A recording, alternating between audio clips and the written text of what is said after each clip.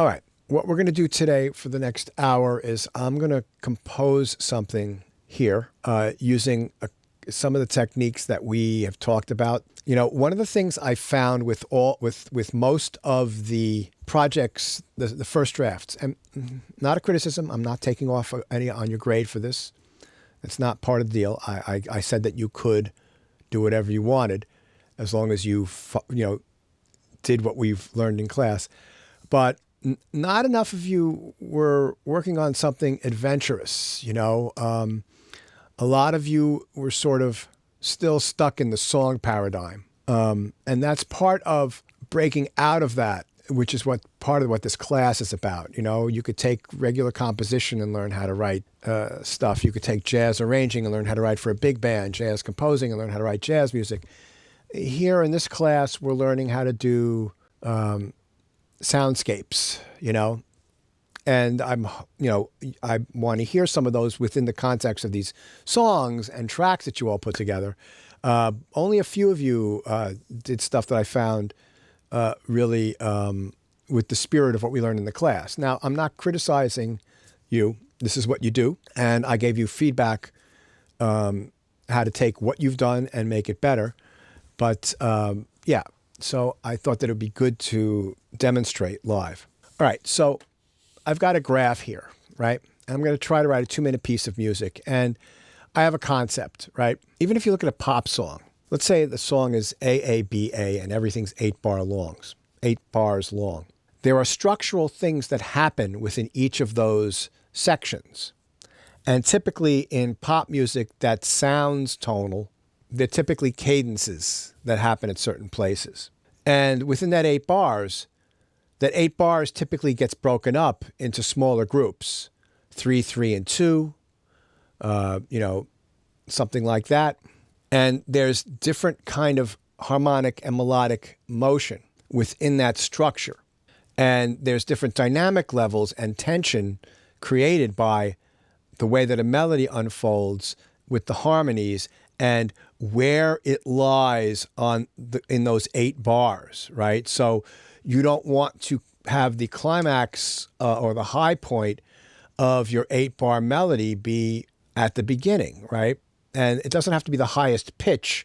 It could be it could be the harmonic bit. So if I were to play,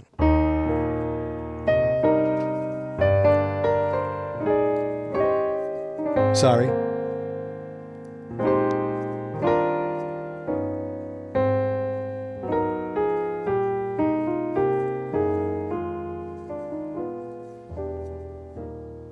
Okay, so that song is Somewhere Over the Rainbow. There's that big octave jump.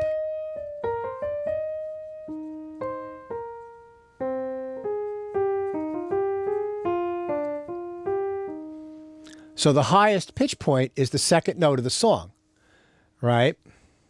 But, right, 1, 6, chords 3,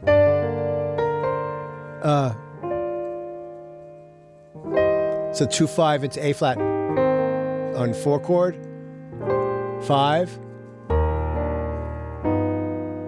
Then we're going back to the 4. 4 minor, and then lots of harmonic motion here.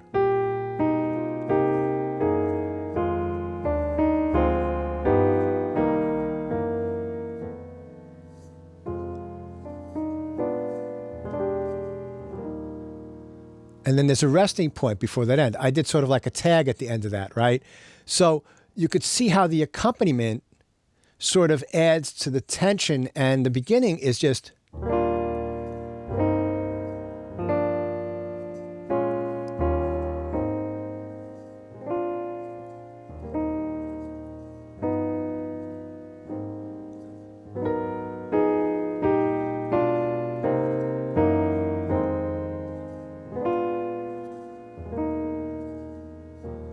So you see that, like, as it gets towards the cadence at the end, things get more rapid in the accompaniment. Like if you take Yesterday.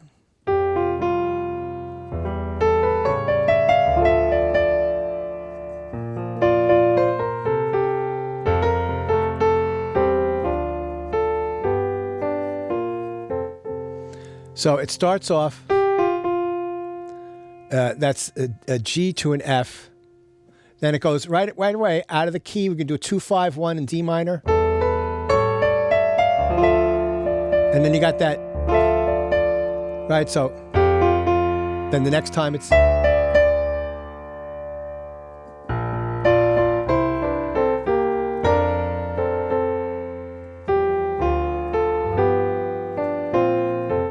so the two, you got this, right, struck, I guess they call that an appoggiatura. Right, the song has spots where, and then you go up high.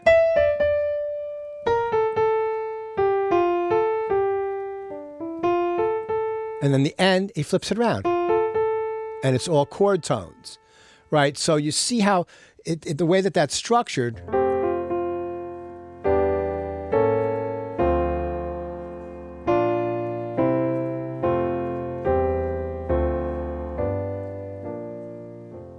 the chords move towards the cadence there, and it's a plagal cadence. It's a 4-1. So, there's all sorts of internal structures inside of song forms, right? But they're typically linked to where you are in that 8-bar structure, right? That could be at any tempo. Doesn't matter. It's linked to a measure number. This is a little different, right? So what we got here is I'm going to write something that's two minutes long. I'm going to work on. Let's see if we can finish it. Something 2 minutes long. And my little concept here is, let's do something that has, I've talked about it before, an arch structure. So I'm going to start off, this is my timeline here, and this is my minutes and seconds, so I'm soft, and then at 30 seconds, I could bring it up. At a minute, maybe I want to have it be really loud in a minute, and maybe that loudness will last maybe 30 seconds, and then the last 30 seconds, I'll bring the dynamics down to soft. But this is sort of like, I'm looking at this, and if I had something that I could draw on here, I would draw it like shapes that look kind of like an arch, and you can plan out how steep the curve is of that arch. Is it,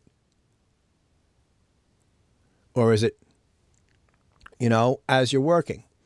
So that's my concept here, and what I will say is that I have a concept, but I'm going to react to what the music is presenting to me as I'm working, and I'm going to react to it, and I may alter this game plan to fit the music, right? So I've got a basic idea, but I don't want to box myself in to something where I have to do this. It's not dodecaphonic music. This is not, we're not Milton Babbitt, where everything is serialized and everything is in, 12, right? No, that's not what we're doing here. We're doing something different. So I've got this idea in mind.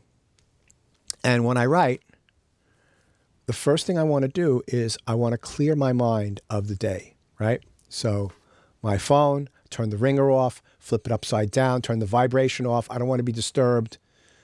It's off. Right?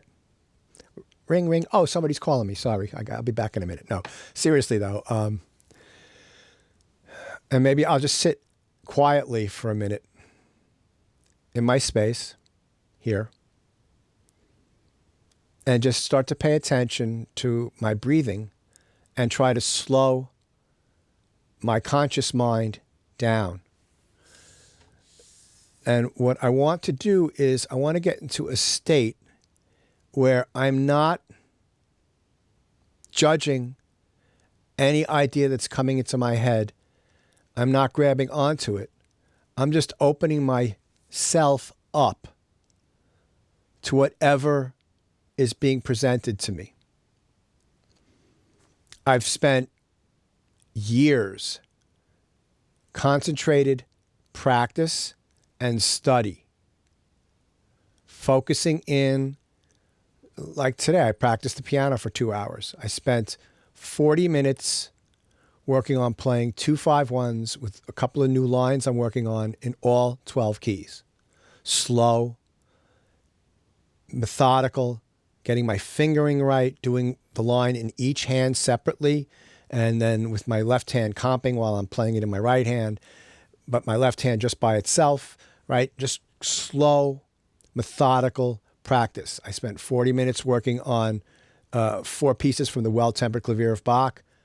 Very slow, detailed practice, choreographing how my hands move, working on my legato, sliding my fingers from notes to notes, making sure that the melodies are always coming out, keeping my hands relaxed, making sure that when I'm playing, I was playing the D major prelude, which is,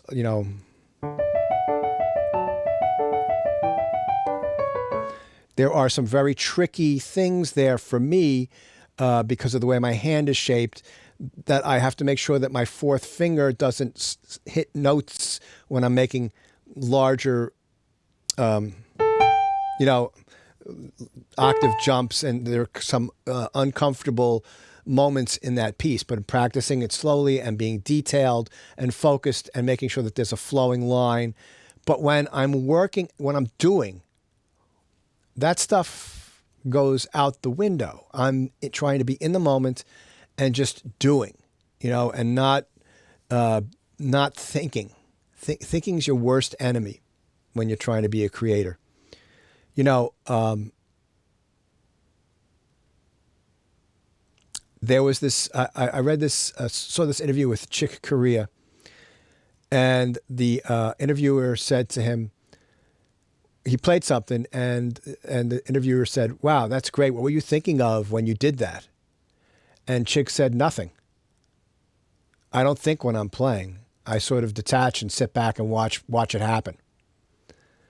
And he said that he discovered that Miles taught him that when he was in Miles's band, because he asked Miles the same question, and Miles said, thinking is when you're home practicing. When you're creating, you're just doing. So, this is not something that I expect any of you to be able to walk in and do with this kind of work. Possibly some of you with your instruments, the graduate jazz students, many of you can probably do this on your instruments because you've been probably playing professionally before you started working on your graduate work. So you might understand what that feeling is, to be lost in the moment while you're performing. Right. But when you're creating music, you can think about it. It's funny. You ever have that experience where you're trying to remember somebody's name or a person's name or like an event, and you can't think of it, and you're trying so hard to think of it, and you stop thinking of it, and like 45 minutes or an hour later, it pops into your head. Your brain is still working, even though you're not consciously thinking about it. Your brain is still working on all that stuff out. And so that's the kind of thing that your intuition is still working all that stuff out that you've practiced. You just don't want to get in the way of it with your thoughts. So, yeah. Okay. So let's see what we got. So I've set up a little template here, and I've imported a ton of sounds. Some stuff is stuff that we've heard before that I've used, and some new stuff that we haven't heard before. And I've created some sounds in Expand 2, which comes with Pro Tools, and I've used free sounds and sounds that I've created in Contact. And I'm using just what comes with Pro Tools, although not the Pro Tools intro, but my version of Pro Tools, or even Pro Tools Studio if you've got a subscription to Pro Tools or something like that. These will come with that. But I'm using Supermassive, which is that free delay, and I'm using some of the free sounds that we talked about. So let's not talk about Expand 2. And what I also did was, I have in my tracks over here, you can see that these with the dots with the regular text, they're all active. And then I've got these with no dots here. They're hidden, and they're italicized. These are inactive, right? So instead of having to add a new instrument, I could just go over here if I want to add a new instrument and pops it right up and just make it active. And I find that works, that really works well. So if I want to add a new instrument, it's ready right there for me to get, but it's inactive and it's hidden, so it's not taking up any of the resources of my computer. All right, so right here, I've got a contact instrument, and this is contact, and this is called Joy Pan Staccato. This is my friend Joy. And if we open up contact, we can see this has the graphic interface, and these are all the samples.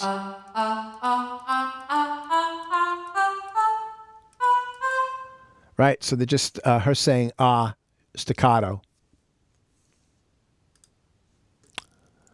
And if I play that,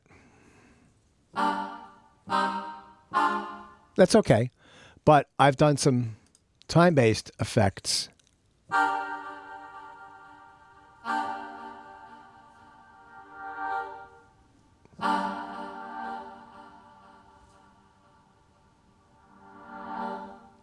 Okay, so what am I doing there, right?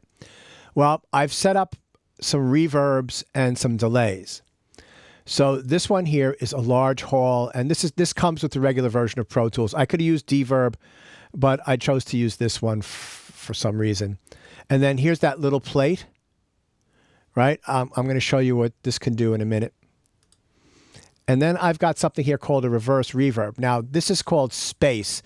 Space comes with the paid version of Pro Tools, and it's what's called impulse response.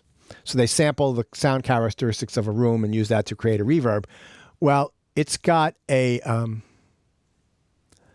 reverse function, right? And then you can choose how quickly it comes in. All right, you hear that? At the end there, I can make it come in quicker. I had it come in pretty slowly, though, like maybe 20 beats per minute. So that's pretty cool. And then that's the reverse reverb, and then I've got it going through large hall, and then I've got it going through the supermassive. So let me mute these, and let's open up the supermassive.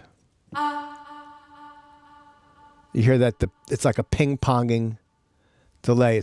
Let me turn it up, way too loud.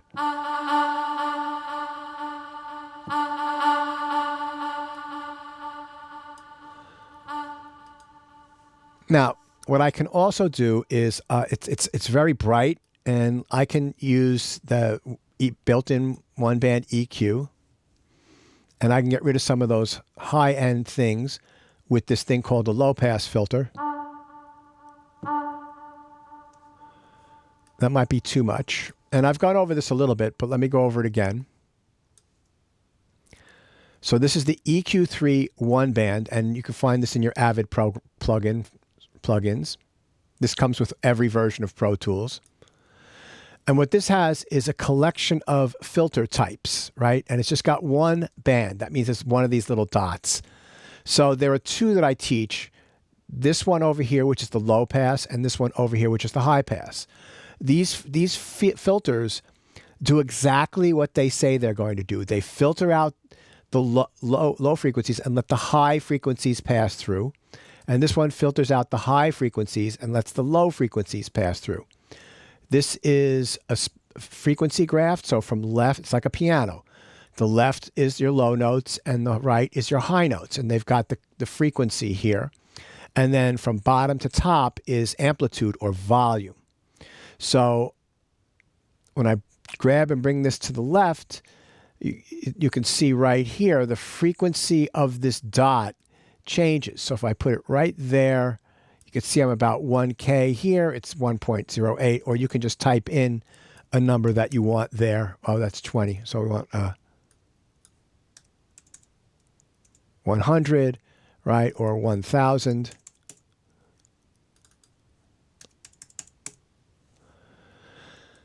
And you can also do that here. Now, this is the cue of the filter. So every octave above the filter gets reduced by 6 decibels. So the first octave above the cutoff point on this filter is 6 decibels lower. The second octave is 12 decibels lower. The third octave above is 18. You can make that more radical by clicking and dragging up. So you can see the shape changes at 12 dB per octave. 18 and 24 is almost flatlining. So we want a gradual cutoff, and we don't want to get rid of everything. We just want to make it a little darker.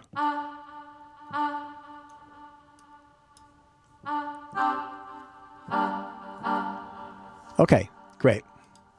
So I have another sound that I created called piano harmonics, right? Great, so there's no plug-in on this yet. Let me turn this up.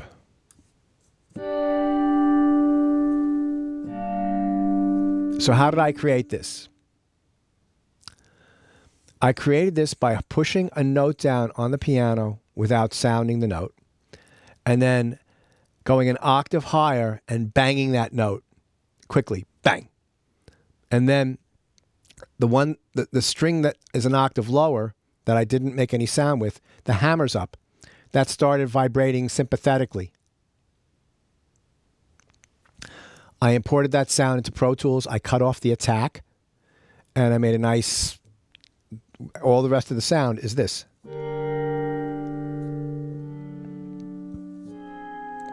So that's pretty cool.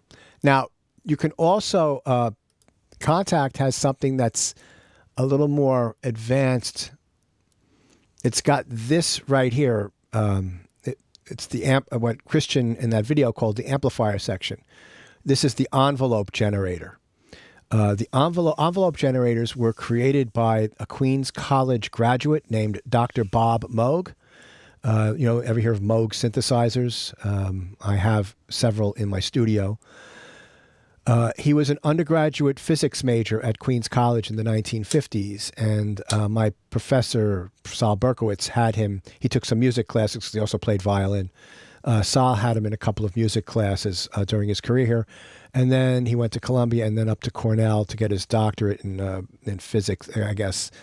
I'm not sure if it was in physics, but it was some science degree. And he started selling something called kits to make something called the theremin, which is this device that's like, it's like a flat thing with like a wire on it, and people wave their hands over it. It changes the pitch. I'm sure you've all seen somebody playing one of those. That was created by a guy named Leon Theremin in the 1930s, I think. And then he created this Moog synthesizer company with a guy who taught out at Hofstra named Herb Deutsch in the mid-1960s. And when they were developing their prototype, they wanted a way to shape the volume of the sound, and they came up with this idea of an envelope. So envelopes the standard envelope has four parts to it: the attack, the decay, the sustain, and the release. So you might hear something like an ADSR envelope. That's what that stands for. And 3 of those are volume,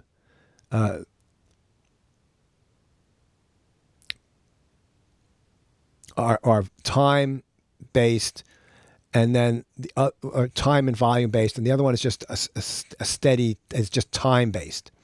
So an attack is the amount of time it takes for a sound to go from nothing to full volume, right?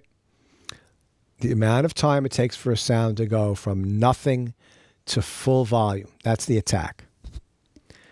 The decay is the amount of time it takes for a sound to go from that peak volume to the sustained volume. The sustained volume is just a volume that when you hold a note down, that's the volume it stays at after the initial attack and decay. And then the release is how long it takes for the sound to go from the sustained sound. You move your hand off the keyboard and how long it takes from that second you move your hand off the keyboard for the sound to go back to no volume. So attack, decay, sustain, and release. And contact, the decent sampler, I think, has just an attack and a release, correct? Off the top of my head.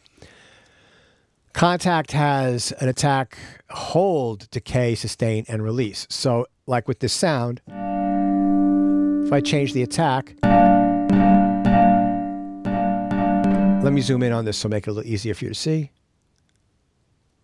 So the attack right now is 0 milliseconds. So that sound becomes very percussive. If I slow the attack down, and then this also has a curve. You see how that changes the shape?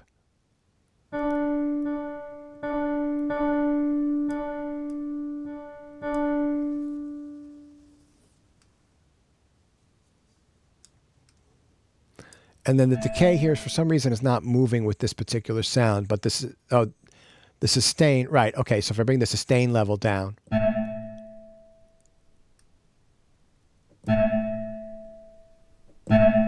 So let's do this, a sharp attack,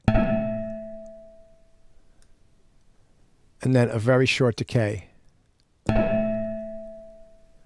So the sustain level is that happens after the initial attack, right? So if I bring the decay up and the sustain up, it stays pretty much at one volume, which is what I wanted for this particular sound. And then the release, if I let go of the sound, you hear that, I can get that to smooth out.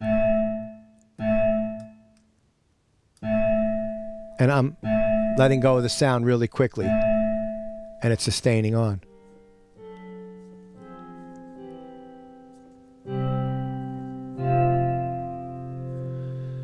So, okay, so that's this sound here.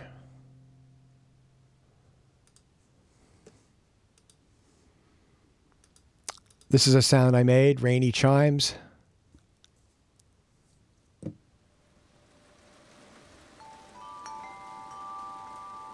I like chimes, I like rain.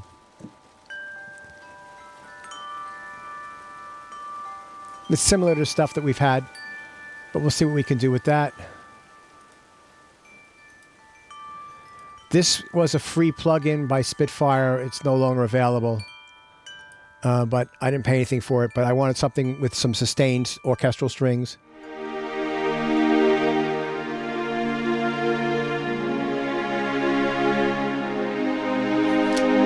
And I didn't go for a section, I just went for a big ensemble sound.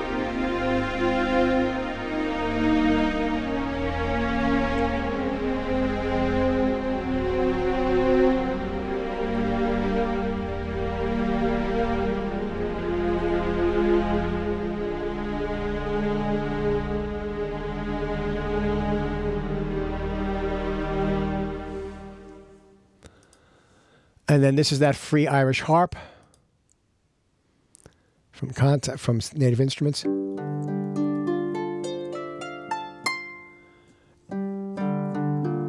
Now, this is interesting. I like that sound, but I want to do something different with this. So I was thinking that I was going to transpose this. This is where the tuning thingamabob is, and I could bring that down 2 octaves. So that's down 1 octave.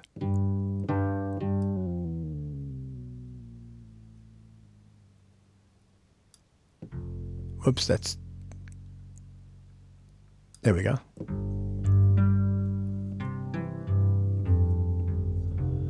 So that could be a really cool bass instrument.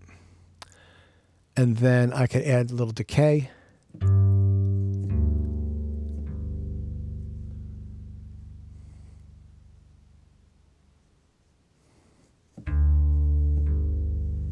So that's kind of cool. And then this is that Project Sam, the free choir that it comes with.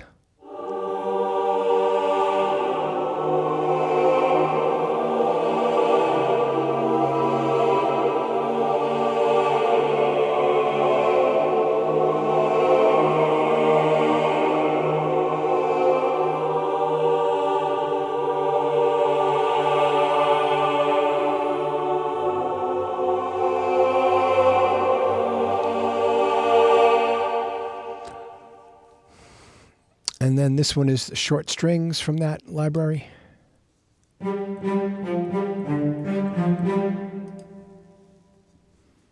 And some Sordino violins from that library. Sordino means muted. I know I've got strings.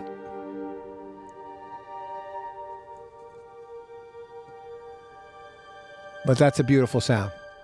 Okay, so I've got something here. And I've got all sorts of sounds here. And I'm going to make my timeline a little bigger. So I'm going to set a tempo. I'm going to do this to a click track this time because I want to add some rhythm to this. Yeah. So let me think about this for a second. So I'm thinking in my head what the eighth note pulse is going to be. 2, 3,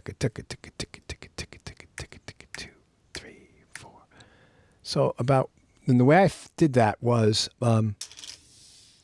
as I'm counting in my head, 1, 2, 3, 4. I'm tapping on the T key, chicka chicka chicka chicka chicka chicka chicka chicka, and that's giving me an approximate tempo here. So I'm going to leave it at 102 beats per minute.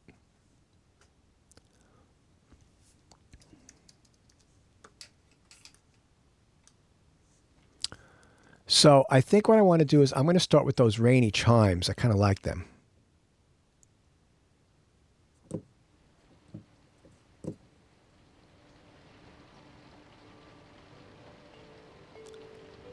And I'm playing them an octave lower, right? All right, so I got my click track.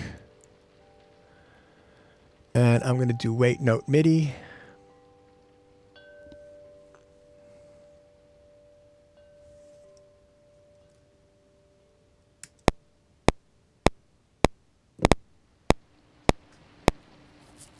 Oh, hold on a second. One more time.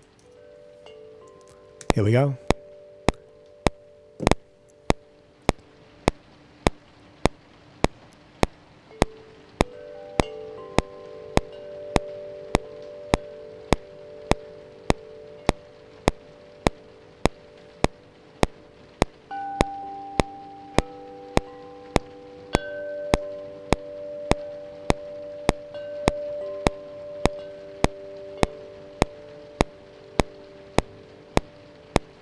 So I'm bringing this out to about 30 seconds. And what I'm going to do with this is I'm going to do some automation. All right. So I'm going to highlight this, and then I'm going to open up my MIDI editor. And I'm going to go to MIDI volume. And I'm going to use my pencil tool. And we're going to start really soft.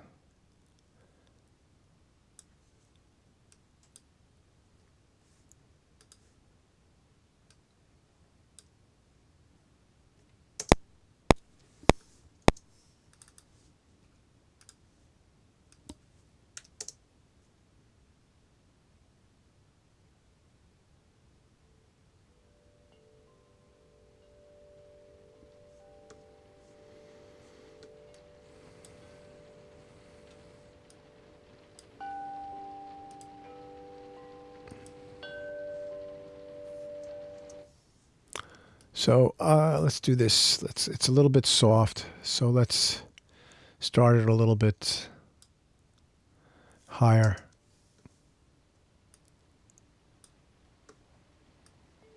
And then we'll fade it out.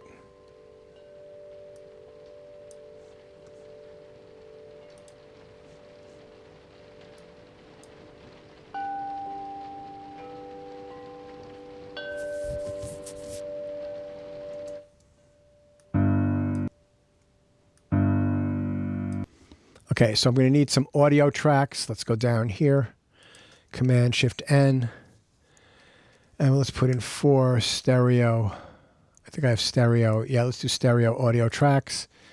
And I've got these routed so that they're all coming out of my music track. So you guys don't have to worry about that. Everybody that's an MAP minor knows how to do this. Okay, so where was that load G? So I'm going to just drag this in right now, and I'm going to title this low piano. And what I think I'm going to do is I'm going to reverse this. So I'll go to Other, Reverse, and then I'll just render this.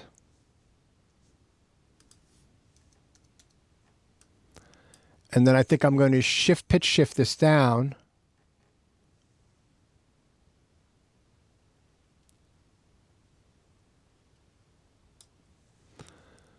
An octave.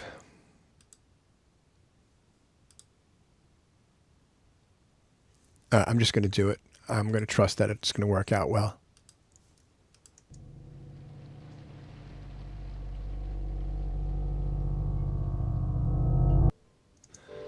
Yeah. I like that. So we need to get some sound on that. So what happens if I put some of the supermassive in there?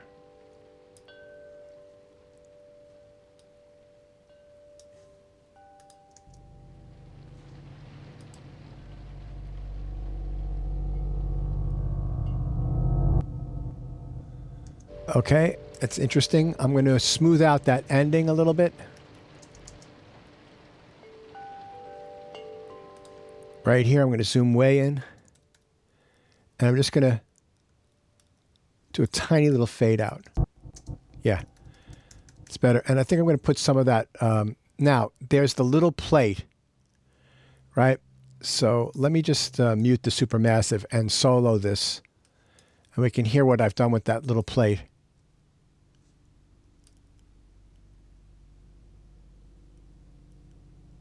Hold on.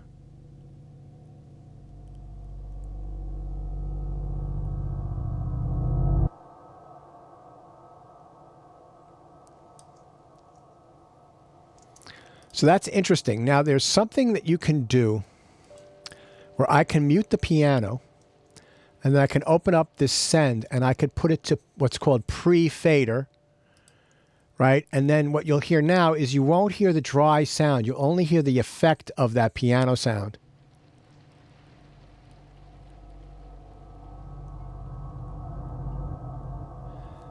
So see how that gives us a nice texture at the end of the So already I'm using sound design in the beginning of this piece, right?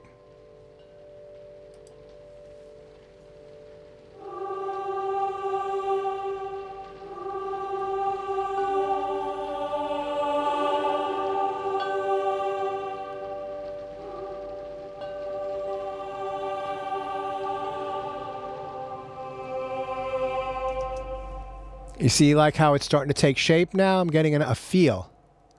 Right? It's starting off quiet and just a few notes with the choir, I think. So let's see. I actually might want to slow this down a little bit more, but let's just try this. So here we go.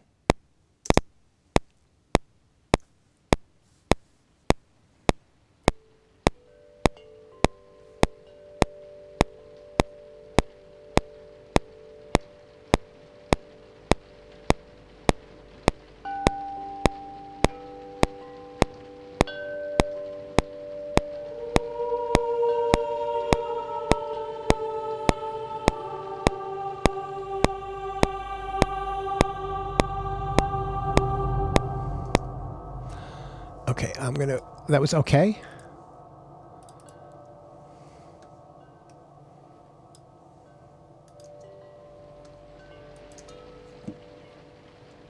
Ah, there's no D. I see. Okay, so there is a C. I don't want the minor, it's too dark, so I'm going to use C, A, G. Now, you'll notice here that all this volume automation got drawn in. What I have on my desk that helps me out is this guy here, right? And this is called the Korg Nano Control, and you don't need it. It's fairly inexpensive. It's like $50. And what it allows me to do, I'm holding the note down. And I could play with one hand. and play with the volume on the other hand. And I've got all these mapped to certain parameters.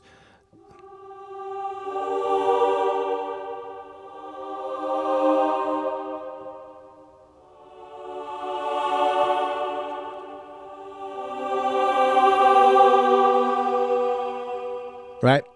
So, you know, it's more like I'm getting a performance than just playing the notes in and then drawing it in. And I think that works out really nicely. Okay, let's take it from the top here.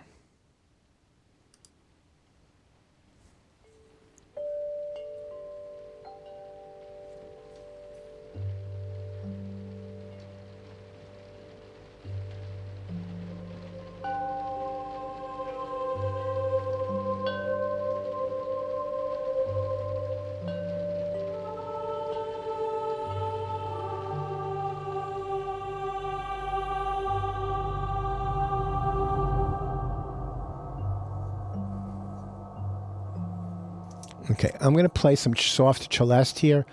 And what I think I'm going to do is I'm going to double this celeste. I'm going to duplicate this instrument. And I'll call this soft celeste 2 because I want to sound design the celeste. I want to save the celeste for something else, the regular one. But I'm going to take this one here and I'm going to sound design it. So I'm going to open this up. And you'll notice right here in Expand 2, we went over this a little bit, but it has an envelope right here.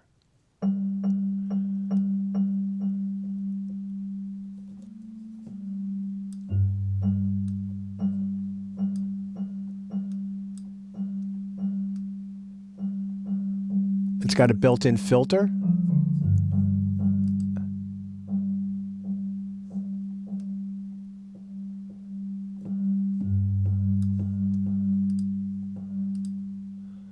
Okay.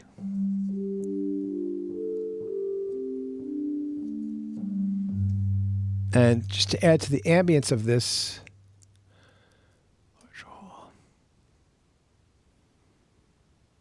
what happens if I add some of that reverse reverb to this sound?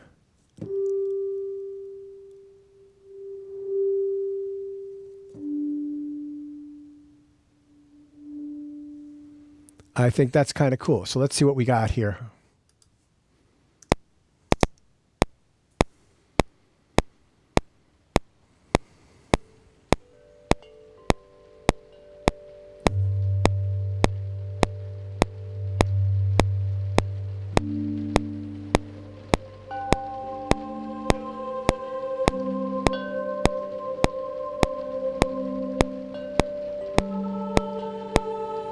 One more time.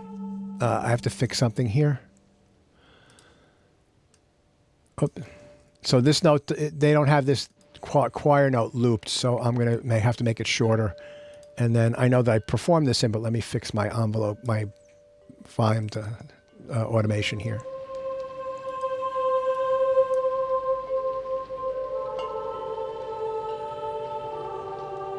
Great. Okay. Let's try that again.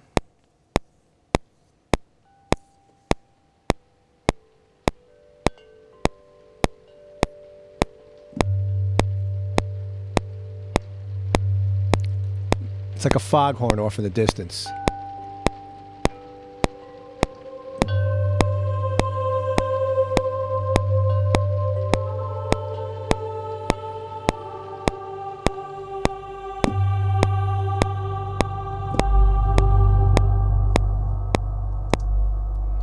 I kind of like that. Save. Okay, so I'm thinking, do I need anything else for that?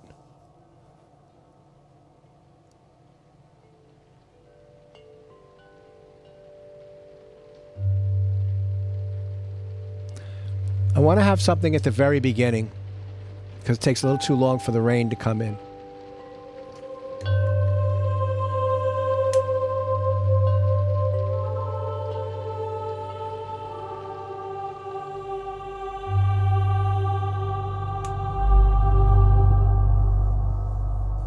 Okay, so I've got that piano harmonics sound.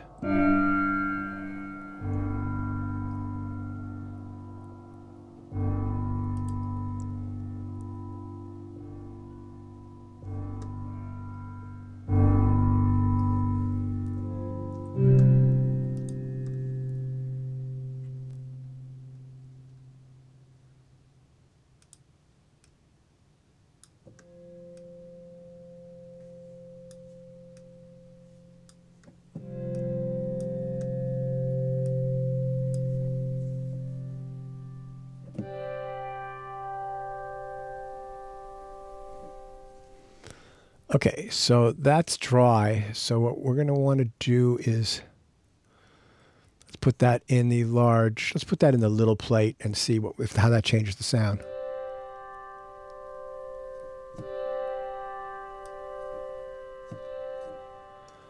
And we'll add some of the large hall.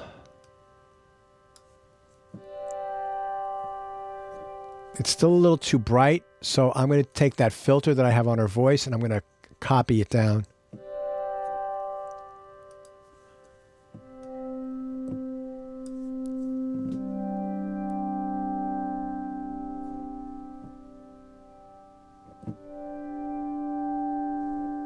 Let's hear.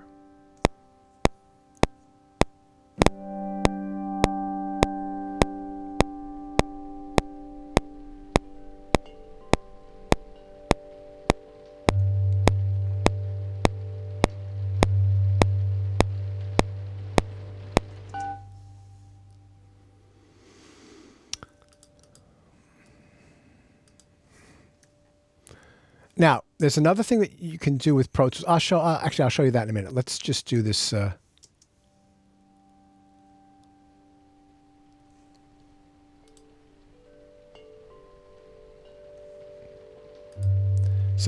now we've got an unfolding. We've got the piano harmonics and the rainy chimes, and then this low, soft celeste comes in. A nice sort of pyramid of sounds, one sort of rising out of the other.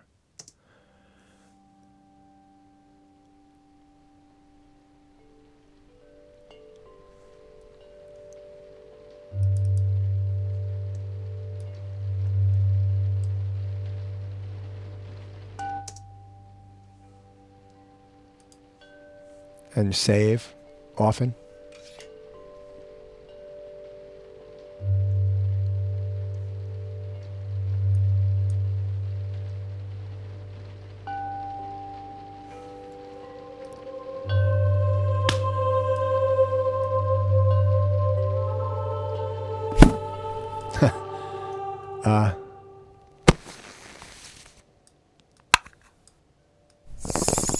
I've got these other sounds. I didn't capture these myself.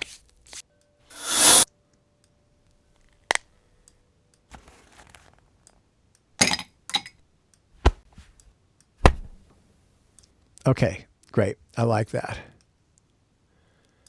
Oh, there's a lot of these. Hold on.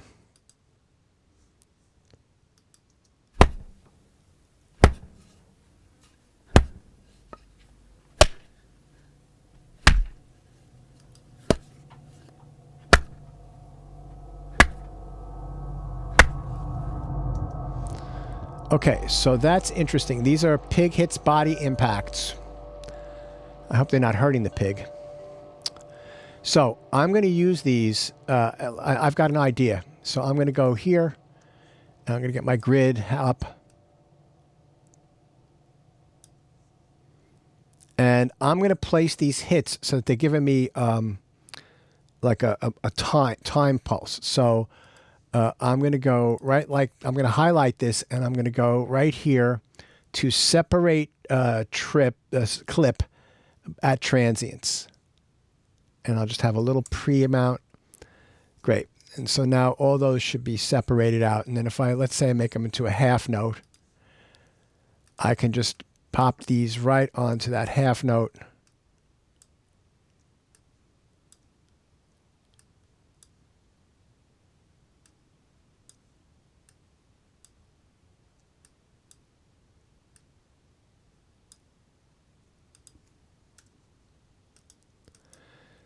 So let's listen to this, and then I'm going to play around with this. I'm going to sound design it. All right, so we'll call this Pig Hits.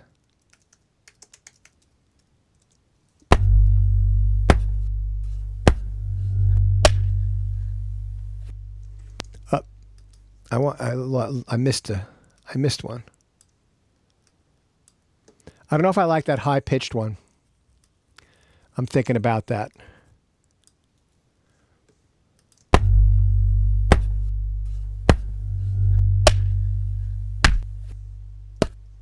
Yeah, I actually just like these first two, so I'm going to... Give me 1 second here. Great. So I'm just going to highlight these and I'm going to duplicate that. So option R is repeat.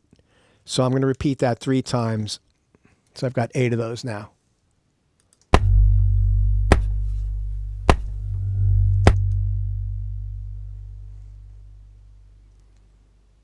And I'm going to put that in the hall.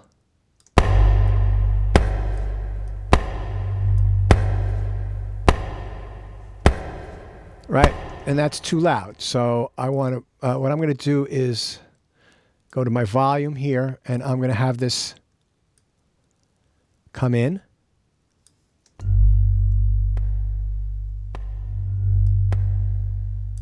Now it sounds like somebody's walking in the distance. I don't like that very last one. It's out of character. So let me just option drag that here. Now. Let me think about this for a second, right?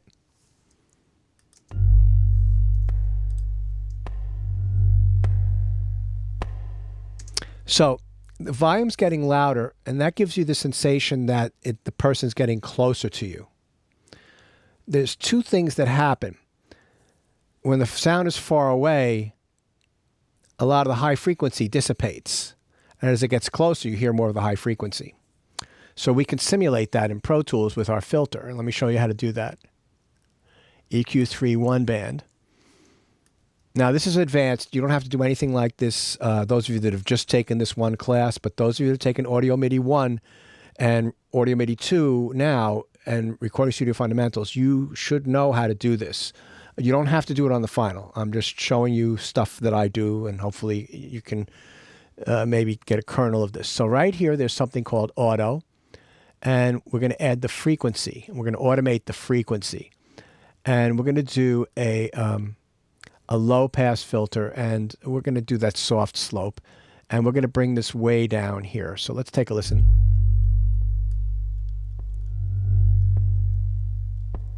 So we're going to start it there. And then what we'll do is if we right click here on the track view selector, you now have the EQ3 1 band frequency. You've got a lane for that. Now you'll notice that with audio, I do all the editing in the edit window. With MIDI, I do it in the MIDI editor. All right, so those are so that's why you see me working here. So if I take my pencil and I do this, you'll watch what happens as it unfolds. See, that's moving.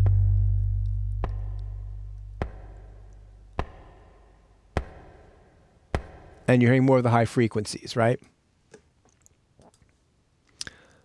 Okay, let's take a listen to the beginning and see how that segues in.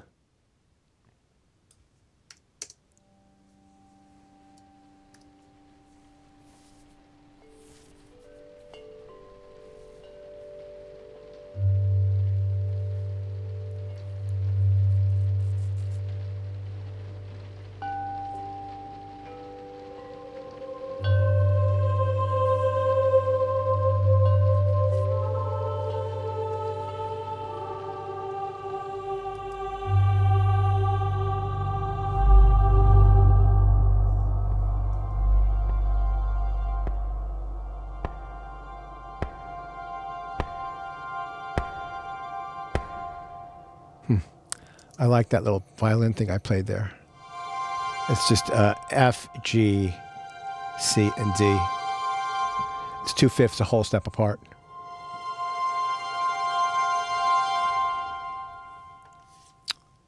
Something I can't stress enough to all of you that want to be a composer, even if you're doing music like this, is studying keyboard harmony. Studying keyboard harmony. Harmony is the emotion in music, you know. And the more you know about harmony, the more expressive your music can be, you know. And, you know, what I would suggest to everybody is, can every one of you on a keyboard play every major and minor triad in every inversion? All 12 keys, every diminished triad in every inversion in all 12 keys. Like if I were to just sit down and do it, would you be able to do it? You know, would you be able to do something like this?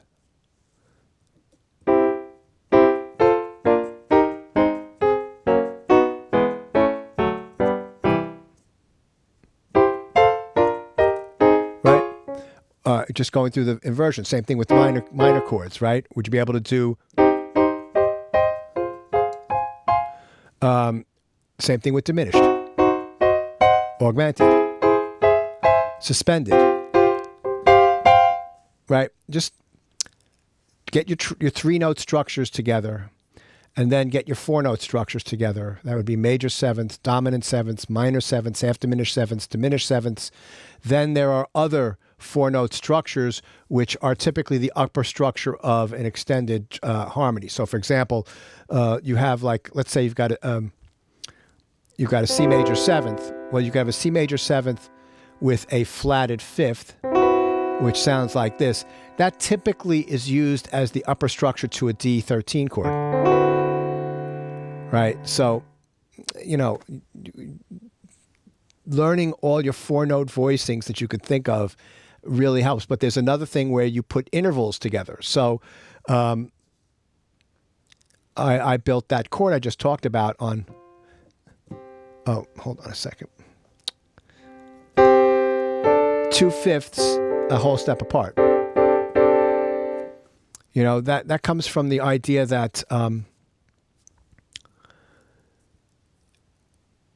I got that idea because when we were studying harmony, we learned that a diminished seventh chord is 2 tritones, a minor third apart.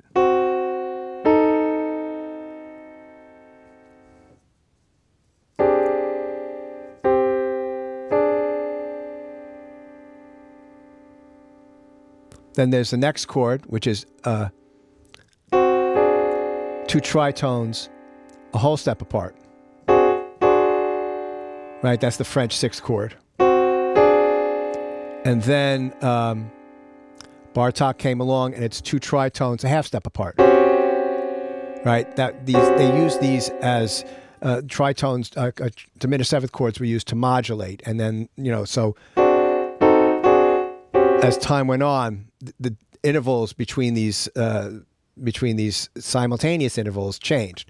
So we can have a fifth, 2/5 a whole step apart, give you that sound. 2/5 a minor third apart, give you a minor seventh. 2/5 a major third apart, give you a major seventh.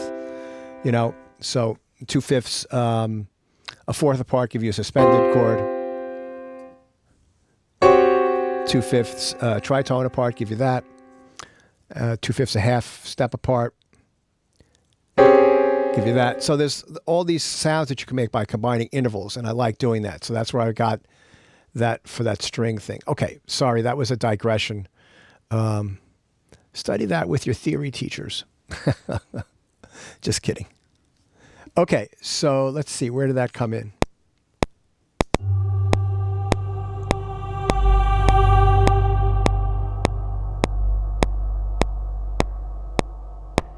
Oh, I did the wrong patch. Darn it. One more time.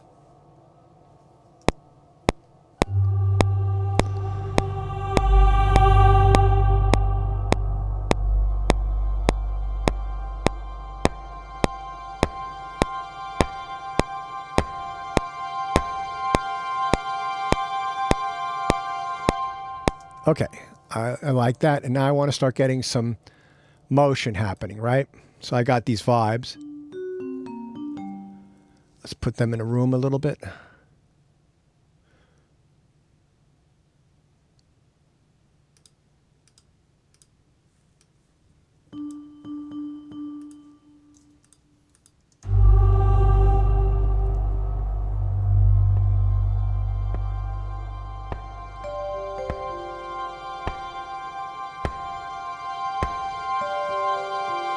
Yeah, I'll go with that. That's fine.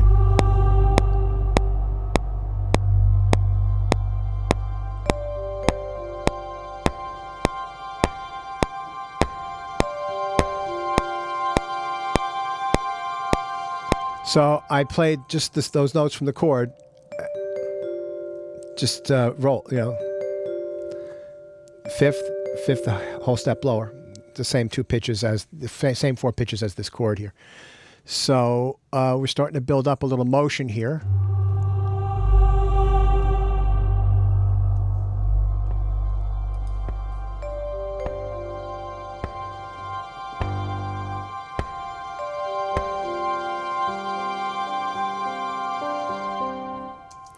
So we're going to add this piano figure there, and let's get the piano back in the... Let's put the piano in the large hole. We don't need to sound design it. That might be too much. Okay.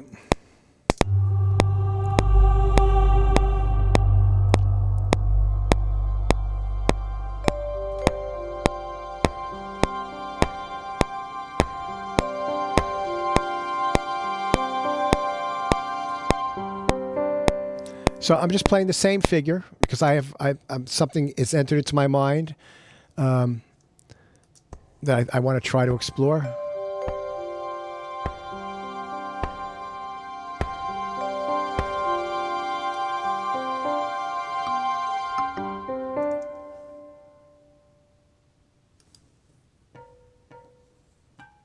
Where's that harp?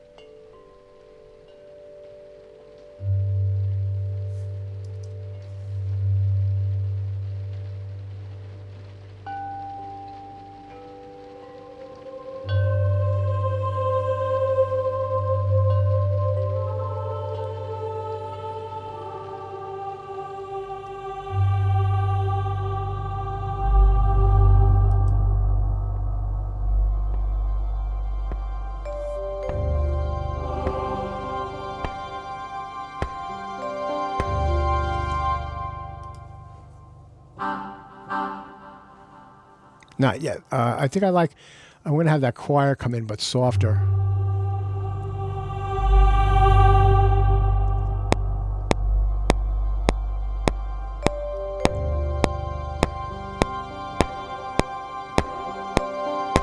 Yeah, okay. One more time.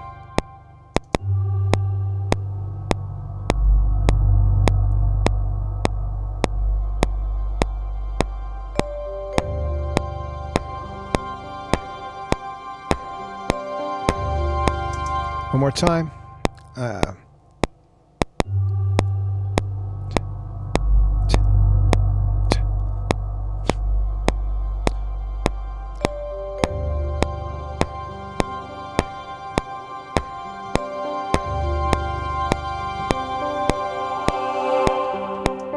Right, so what I did with the choir was I had it going in between the pig hits.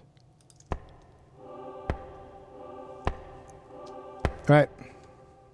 It's stupid, but it kind of works. So you see I'm building up here by layering things in as time goes on.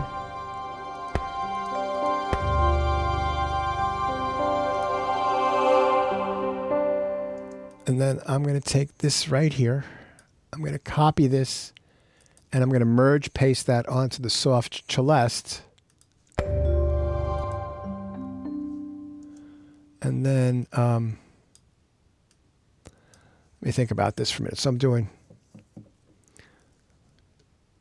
if I'm playing.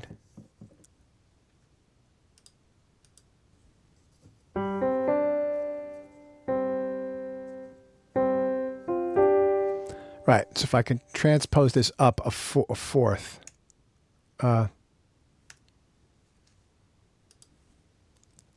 That's 5 semitones. apply that, and then let's hear what we got here.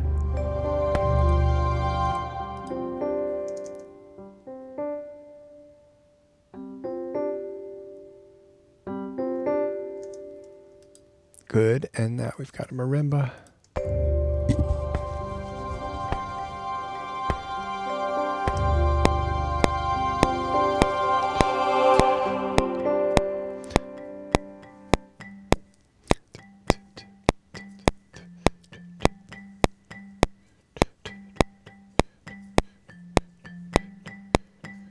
Okay, let me quantize that.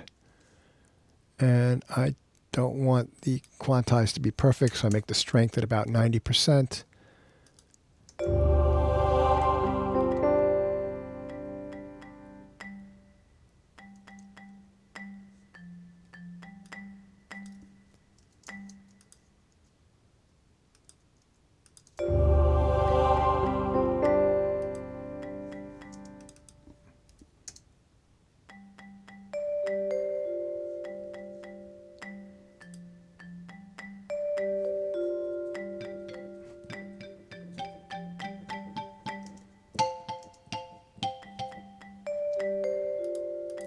So I'm building up to an ostinato.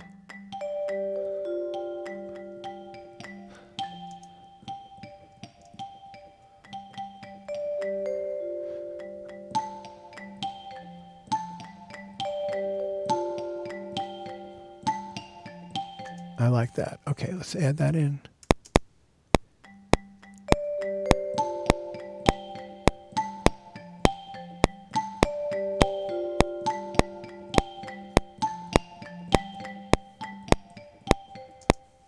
Great. Let me just, again, I'm working quickly, so I'm not getting a great performance.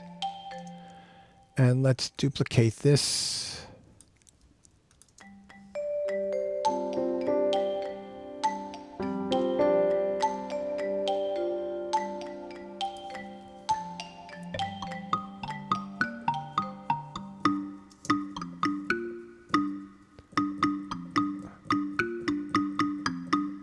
I could start, that's a kalimba, so I could start adding that in as we get further along in this. Save.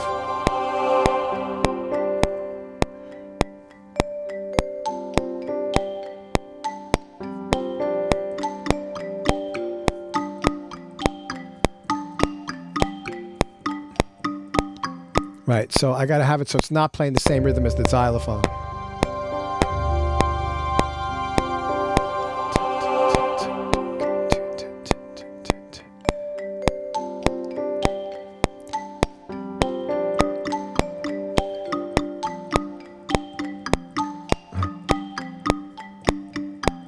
It's a little tricky, but I think that's close enough. I can fix that. Again, if I was doing this for real, I'd replay that, but I'm trying to move quickly.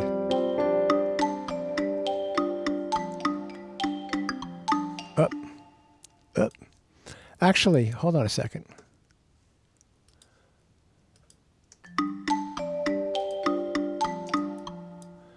Let me actually do that.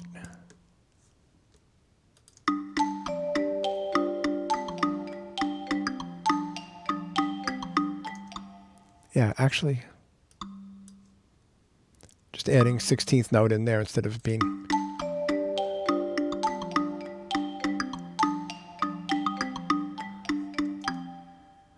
Dicka, dicka da. Yeah, that's right at the beginning. Dicka, dick, da.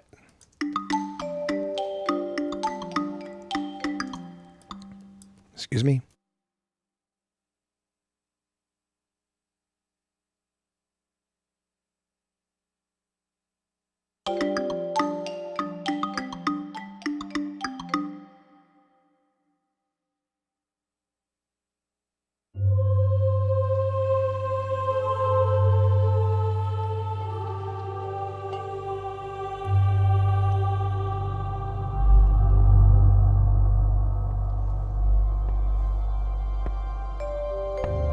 Okay, so I think that I want to do a tempo change, which means I'm going to have to play around with my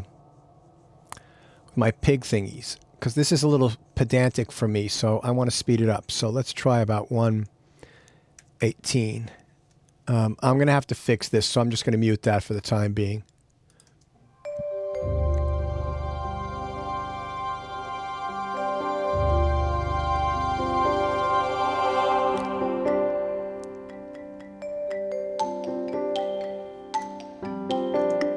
Can goose it a little more. Try 124.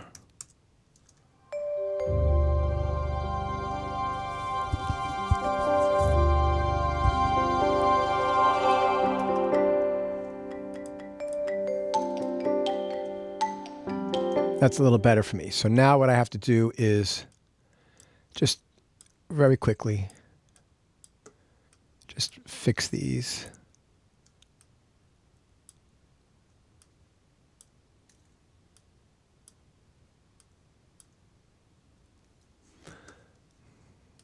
And then, yeah, let's fix the volume. And then we'll have to fix the frequency.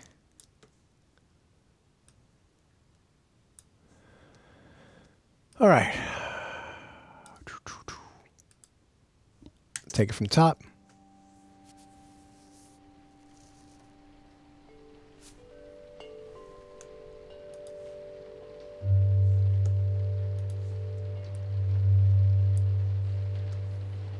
I just adjusted this so that it ends right when the downbeat of the pig is.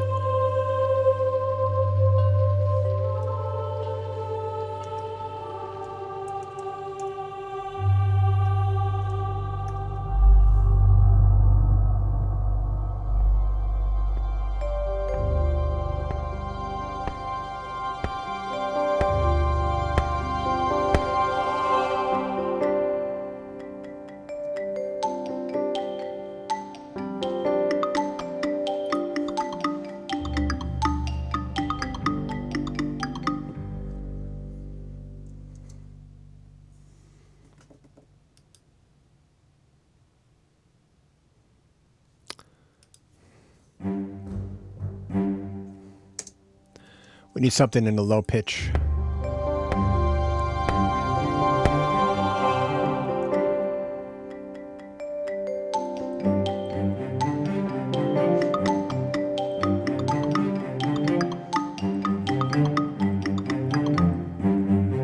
Something like that. I don't know. Let's I'm thinking about it. So I think what I would do at this point is I think if I was working, like, let's say I was working on the final, I'd stop here. You know, I've worked on this for about an hour right now, right? A little over an hour. And I'm close to being at the 60-second mark, but I want to get a sweep to get up to that high point that I'm going to sustain. And I want to think about that for a while. Good books for keyboard harmony. Yeah, there's a book by Bill Dobbins. I think it's called Essential Jazz Harmony. He taught at Eastman for decades. I work out of that. I spend 20 minutes a day, 3-4 times a week working on keyboard harmony. And over the course of several years, you'll watch an amazing growth. You know, don't spend every minute of your life doing it, but just slow, steady, focused, concentrated work over time. All right. So, yeah, I want to stop and think about this right now, but I think that we're at a pretty good spot. We've got something that sounds interesting as far as doing things like it's not song form. We've got some interesting sound design. We've got pitched stuff.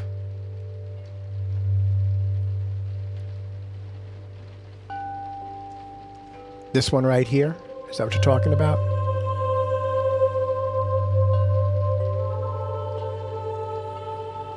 Oh, this over here. That's what you're talking about. Gotcha. So, all right, so let me show you. I'm holding the Option key down while I'm hovering. So if I hover over any of these, like right by the waveform here, right, and I click, I can audition the sound.